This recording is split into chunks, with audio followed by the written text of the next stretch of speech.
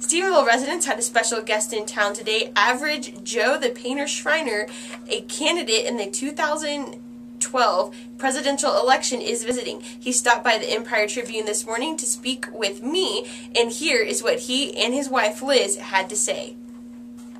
How long have you been doing this, and what drove you to make this decision?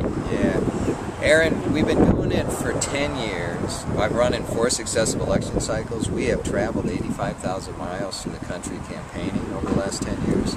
And what motivated us to do it is that I'm a concerned parent from the Midwest.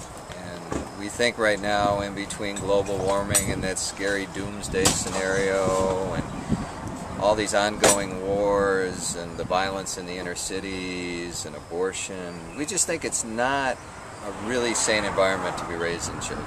So we thought, instead of joining the PTA, we said, you know what, why not run for president? So that's what we're doing.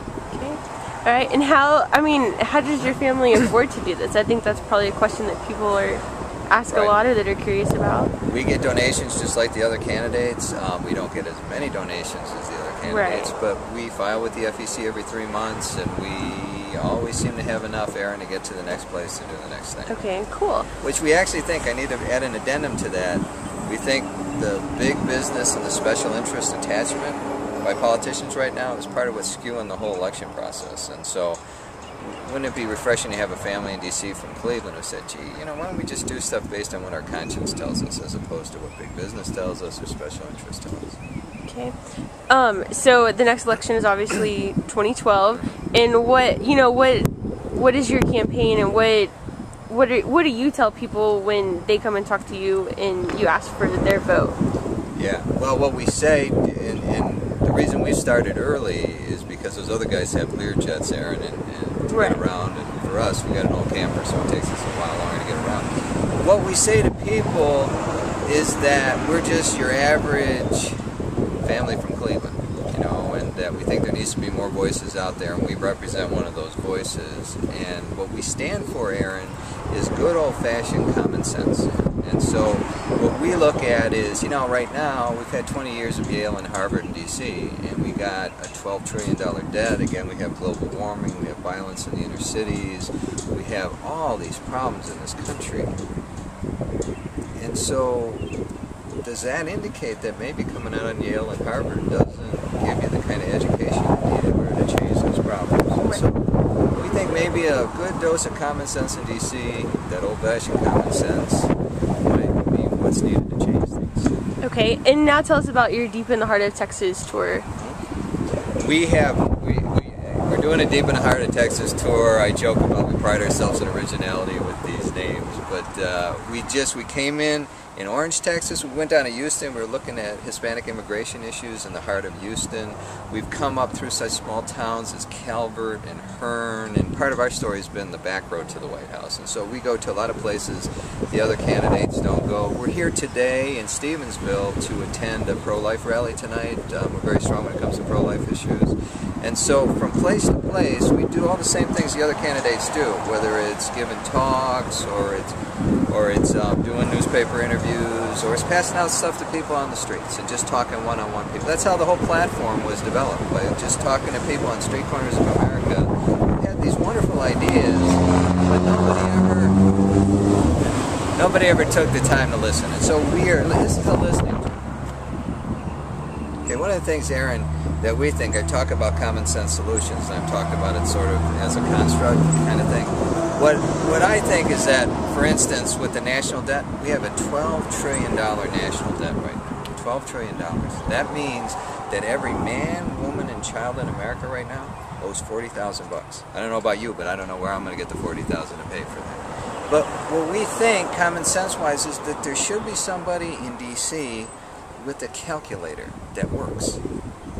And then you just you add up how much money you have in a given year, Aaron, and then you don't spend any more than you have. Just like a sound household budget, same kind of thing. But we have, over the years, just got overextended and overextended, just like your basic household budget right now is overextended. 12 credit cards per family right now. It's just getting way out of control. We believe in old-fashioned frugality, maybe going back to the 1950s in a sense, from the standpoint of slowing things down, and again, using common sense. So how would you, obviously you said we're $12 trillion in debt. If you got elected into office, how would you fix the debt problem that's already there? What I would do is I would raise taxes, number one. The way to spend down a deficit, and it's just common sense, is you have to lower government spending and you have to raise taxes. We did that after Vietnam. After Vietnam, the government imposed a 10% tax on everybody across the board above and beyond what they were given tax-wise.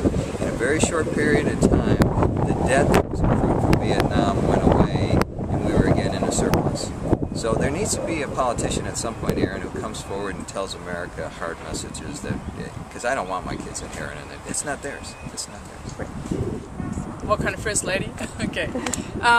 You know, I think that one of the problems in America that American women face, and certainly I have faced, is as a woman and choosing to stay at home with my children, I believe in, I believe that needs to be valued more in society. And then on top of that, women globally are in such dire situations, whether it's, economic deprivation and lack of education, healthcare, availability of healthcare.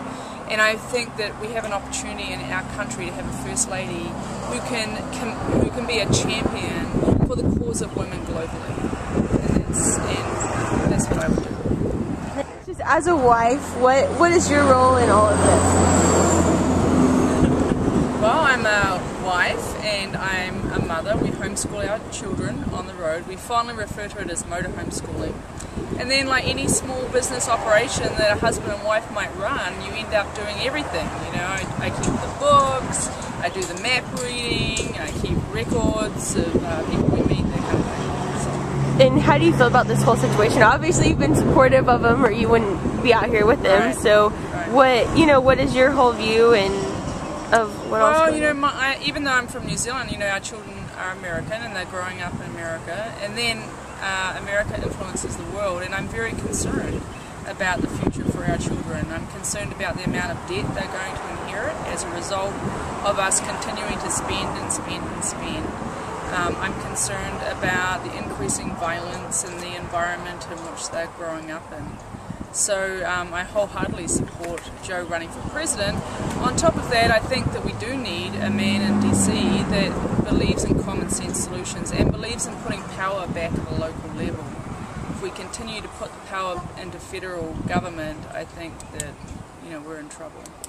Yeah. All right. If you would like to meet Joe or find out more information about him, you can attend tonight's Cross Timbers Pregnancy Care Center pro-life rally or visit voteforjoe.com.